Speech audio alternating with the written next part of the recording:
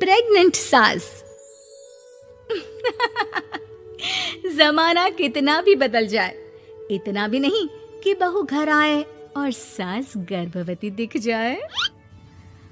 देखो मीरा, माँ का पूरा ख्याल रखना है, उनसे अब काम नहीं होता है। क्यों, क्या हो गया है? तुम्हारी माँ तो हट्टी कट्टी दिख रही है, पूरी शादी में घोड़ी की तरह नाची है, अब क्यों काम नहीं होता उनसे?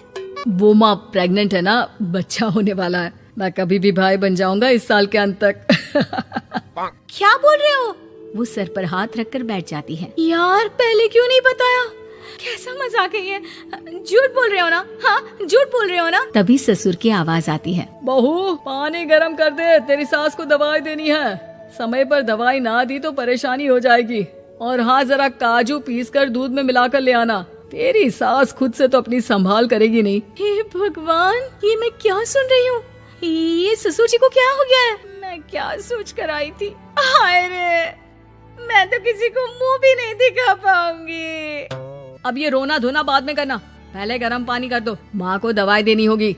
और हाँ, रात को माँ के पैरों में तेल लगा देना। बहू को गुस्सा आ जाता है, वो बड़बड़ करती किचन में जाती है जहाँ उसका ससुर खड़ा होता है। एक बड़ी जिम्मेदारी है हम सबके सर ऊपर। इस उम्र में माँ बनना खतरे से खाली नहीं होता। हाँ हाँ पता है, तो क्यों बन गई माँ? अरे खतरे से कम नहीं है तो क्या जरूरत थी लल्ला पैदा करने की? कैसी बात कर रही हो बहू? क्या तुम खुश नहीं कि घर में एक नया मेहमान आएगा, छोटे छोटे पैरों से पूरे घर में घूमेगा? पिताजी, ये हाथ जोड़े आपके, आप यहाँ से जाओ। ये शायरी बाद में बताना, अभी मैं पानी गरम करके थर्मस में दे देती हूँ। सारा दिन पिलाते रहो गरम पानी। और हाँ, ये बच्ची की बात बार बार मुझसे कोई नहीं करेगा। बहू का पारा अब चढ़ा ही रहता था। वो काम तो सारा करती, लेकिन किलस किलस कर। मीरा सारे काम से फुर्सत पाकर बैठी होती है कि माँ का फोन आ जाता है। बेटा, बहुत बड़ी जिम्मेदारी है तेरे सर पर, अच्छे से निभाना। ससुराल में हर किसी को खुश रखना वैसे तो मुश्किल है, लेकिन भगवान ही हिम्मत देता है बहू को हर कुछ सहकर सबको खुश रखने की। क्या बड़बड़ किए जा रही हो माँ? जानती भी हो कि यहाँ क्या चल रहा है? मेरी सास, अरे तेरी सास तो देवी है देवी। कितने खुश हो रहे थे सारे तेरी सूरत देख देख कर। पता नहीं जैसे बहू नहीं कोई मन मांगी मुराद मिल गई हो उन लोगों को। अरे बात तो पूरी सुनो। मन मांगी मुराद तो पूरी हुई है। अरे मेरी सास को बच्चा होने वाला है, प्रेग्नेंट है वो। क्या बकवास कर रही है मीरा? ये बात किसी को कहना मत। मुझे तो बता दिया, लेकिन अब अपनी जबान सिल ले। कहाँ है तेरी सास? बात तो करा मेरी। पूछू जरा, पोता पोती खिलाने की उम्र में खुद का बच्चा खिलाने का शौक कहाँ से आ गया? और आया भी तो बताना तो चाहिए था। अब क्या नाक कटाने के लिए हम लोगों से रिश्ता जोड़ा है? रुक, तेरे पापा से बात करती हूँ। मीरा फोन रखकर लेट जाती है। वो एक सपना देखती है कि उसकी गोद में एक बच्चा खेल रहा है। भाभी की गोद में कितना खुश दिख रहा है ना? लग ही नहीं रहा कि भाभी है। मैं तेरे लिए क्या लाया हूँ, सोने की बालियाँ। तेरी शादी में तो मैं बुढ़ा हो जाऊंगा ना। अरे कैसी बात कर रहा है बेटा, इसकी जिम्मेदारी तो तू ही लेगा। हम लोगों का तो कोई भरोसा नहीं, कब ऊपर वाला उठा ले। बहू को सास को देख देख कर गुस्सा आ रहा था। तभी वहाँ पड़ोसन आ जाती है। अरे बहू, तुझसे तो पूछने से भी डर लगता है कि कब खुशखबरी सुना रही है। अब तो अपनी 1 महीने की ननद की ही जिम्मेदारी संभाल ले, बहुत है।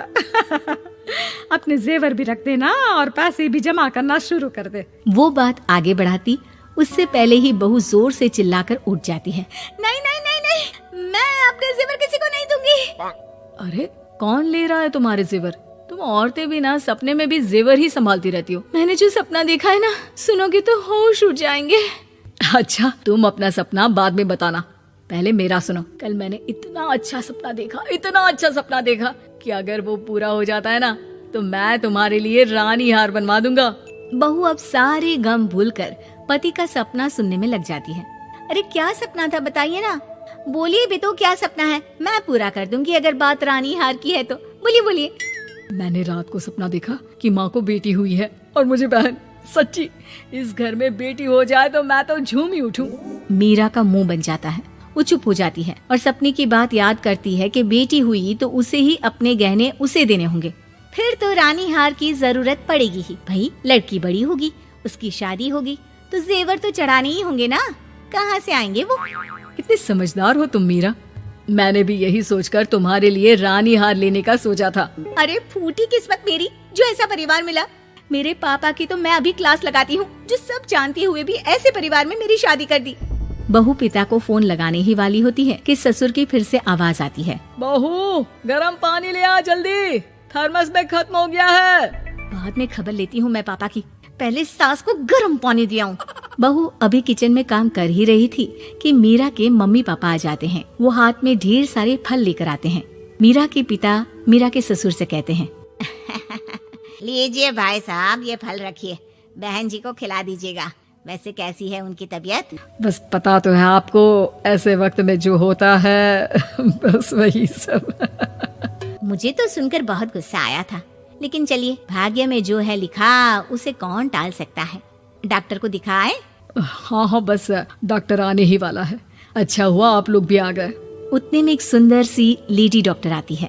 पेशेंट कौन है आप? अरे नहीं जी, मैं तो बहू हूँ इस घर की। मैं तो अभी सोच भी नहीं सकती पोता या पोती के बारे में।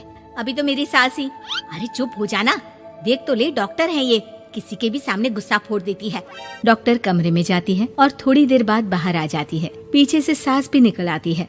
हे भगवान, इतना दुख तो किसी को भी ना दे जितना मुझे दिया है। देखिए बहन जी, आप लोगों को तो ये सोचना भी नहीं चाहिए था।